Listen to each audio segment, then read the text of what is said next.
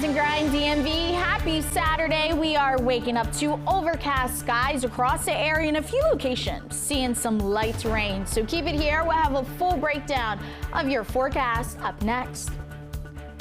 This morning on DC News Now, the Supreme Court ordering the return of a Maryland father who was wrongfully deported. What his lawyer is doing to make sure he's brought back. Plus, the trade war escalating with China, how local businesses are responding. Plus, a festival for cherry blossoms, what you need to do to take part in all the fun today. You're watching the station covering all of the DMV. This is DC News Now. Good morning. Thank you so much for joining us on DC News Now this Saturday morning. I'm Haley Mylon. Let's take a live look outside at this 8 o'clock hour. The National Cathedral is waking up with us. Look at those clouds behind her, though. Oh, my goodness. You can see the signs of spring on the bottom half of your screen. Think of all that pollen, Brittany. Think of all of the Zyrtec, the Claritin that is going to be consumed today in the DMV because, hey, it is. Actually, I have some good news for you on that. Do you? The pollen count today is low. Okay. But you will need the Zyrtec tomorrow because the pollen count is going to jump back up tomorrow. Okay. And it's going to be up the next couple of days. But the rain today, it's going to help.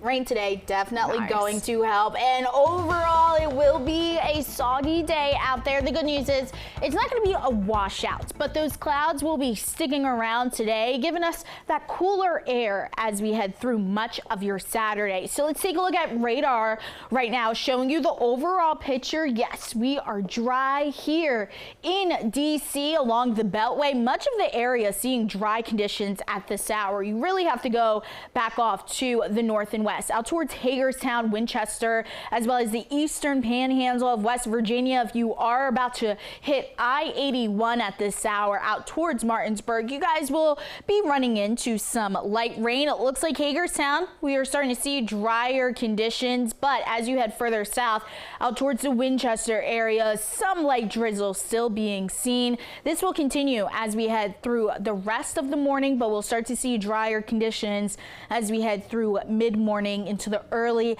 afternoon hours. And it's all thanks to this departing low that is off the coast of Delmarva. This will be lingering through much of the day today, providing us with some isolated showers. So keep it here. We'll have a full breakdown of that forecast, Haley, and what to expect heading into your Sunday fun day up next. Okay, Brittany, we'll talk to you in just a couple minutes. A judge is cracking down on the Trump administration's handling of a deportation, saying that the government needs to provide daily updates on how it's working to bring home a Maryland father mistakenly deported. It follows the Supreme Court's ruling for the administration to facilitate his return. Our Ben Dennis has the latest on the case.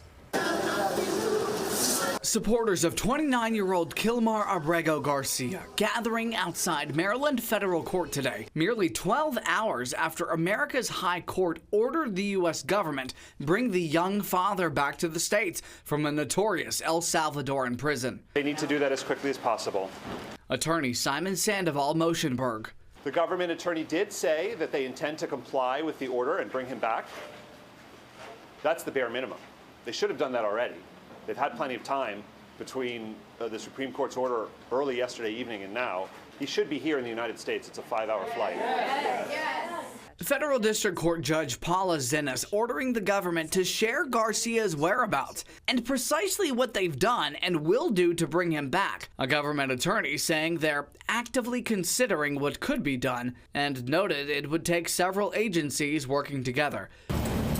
No telling what may happen once on American soil. Federal law enforcement contends Garcia is a gang member. And there's no evidence in the record of any criminality, gang ties, any of that stuff.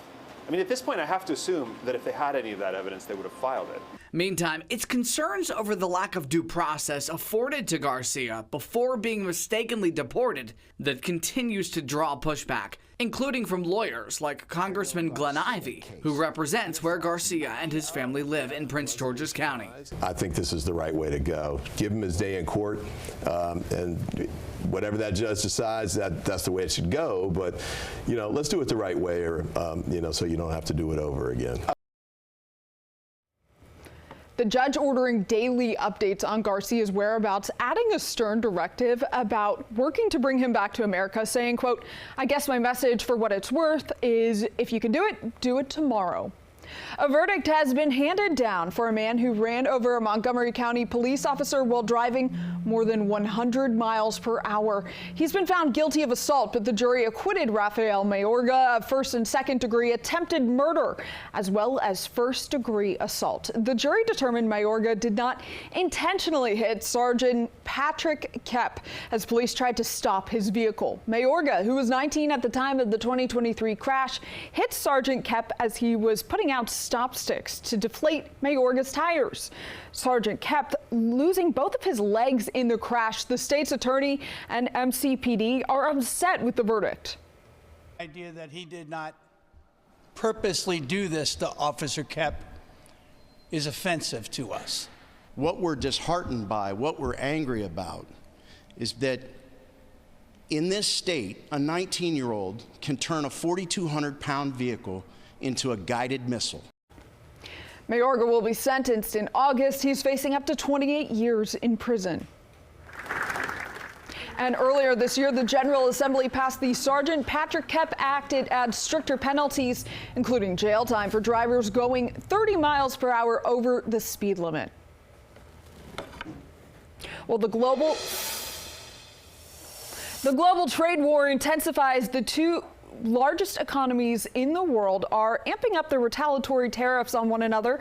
China slapping a 125% tax on all American imports. One local small business here telling us they're concerned, making U.S. products like pharmaceuticals, planes, and soybeans potentially too expensive to sell to China.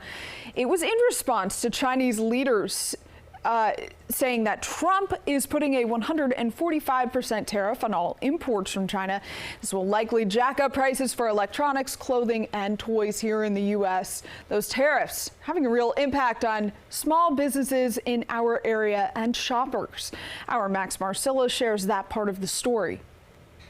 Clothes that reflect the interests of the wearer. Eva St. Clair, half of DC-based Princess Awesome, says her company makes the fun stuff. Dresses with dinosaurs, rainbows, outer space, many of which are styled for kids, but that's where the fun has ended. We just can't plan accurately for what's going to happen. The tariffs and escalating trade war with China have left St. Clair and her business partner worrying how they'll pay themselves and their one other employee. We don't know which factories we can work with and which ones we should probably try to make a new relationship with. She says some of these items are tariffed differently based on material and country where it's produced. They're not raising prices, asking instead for tips on sales if a customer can afford to give. With the uncertainty in the economy, we know people are cutting back to begin with. But small businesses' efforts to not raise prices can only go so far. For instance, at this hardware store here in Manassas, some of these grills, the owner tells us, will cost $200 more each. If something that cost $1 last week now costs $2, the price is going to have to go up in store just because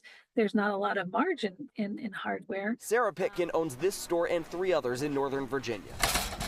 She says shoppers may not see a huge difference for many items yet, but the uncertainty is making her job of deciding what to buy and how many difficult. Knowing whether or not those specialty items, the larger items that we bring in, if we should be buying them now or waiting to see if this is just a lot of increase that's going to go away. Pitkin says she's looking to find more American-made products since much of what's sold in hardware stores comes from China, but both Pitkin and St. Clair say small businesses are taking the brunt of this trade war. We're not making 10,000 of the same item. We're making 400 or 500 in 10 sizes. Max Marcilla, DC News Now. Max, thank you for bringing us that story. And happening today, Beer Fest is returning to Nationals Park. More than 80 craft breweries from around the DMV and around the world will be there. Tickets, they're $55 for unlimited samples. VIP tickets are $90. You get a little extra with that package. Also happening today, the National Cherry Blossom Festival wraps up with a big parade. It's a showcase of talent from across the country right here in D.C. Our Daniel Hamburg takes us to the University of the District of Columbia, where dancers had one more practice before the big day. 1, 2, sharp, go. Sharp, sharp, sharp, sharp. Dozens of dancers are getting ready to take center stage. 9, 10, 11, 12. The bright colors ringing in spring at the National Cherry Blossom Festival Parade. I just love spring. Like, it's when everything's blooming. It's just so wonderful. Like, seeing all the colors and people. It's just amazing. It's hard work preparing for the opening and closing performances. Got to dive into the chocolate and come up. These dancers from Maryland, Virginia, Delaware, New Jersey, and Pennsylvania all meeting for the first time today to perform together in the parade tomorrow. At my home studio, Perna Dance Center, we've been rehearsing and practicing, and now we get to come together and do it all together for the first time. The blossoms may have turned green, but there's no shortage of love for this season. The whole festival is about joy and the spirit of renewal and appreciation. These teens from across the country certainly embody that. Very excited for all the crowds and everything. I love to dance and perform, so this is a very big deal for me. I just love performing in front of people and just giving to the community. In addition to these dancers, people watching the parade are in for a treat. Lots of fun performances. Our Grand Marshal is Ken Jennings, as well as we have Minnie and Mickey Mouse coming and Princess Ariel. Wonderful giant helium balloons, Hello Kitty, Shrek. The parade steps off Saturday morning on Constitution Avenue at 10 a.m. In Northwest, Daniel Hamburg, DC News Now. And if you're taking a bus to the parade, give yourself extra time to get there. WMATA says it'll temporarily impose detours that impact 12 routes along major roads in downtown DC. There are advisories in place from now until midnight. And Brittany, also, if you're headed out to that parade today, you got to be prepared. Yeah, you know, it's definitely going to be a cloudy day, so you want to have the jacket on hand. May also want to bring the poncho as well. And not going to be a complete washout, but radar at this hour showing a few isolated showers back out towards Hagerstown as well as Martinsburg, West Virginia, but bringing it closer to home in DC, we do have a slight chance of seeing a stray shower right around 10 a.m., which is the start of the parade. But notice we start to dry things out as we head into the early afternoon hours. Temperatures, though, will be on the cooler side, struggling to get out of the 40s and 50s today. So definitely a cooler day. Have the jacket on hand. The good news is we start to warm things up as we end out the weekend. So keep it here, Haley. We'll have a full breakdown of that forecast up next. Thanks, Brittany.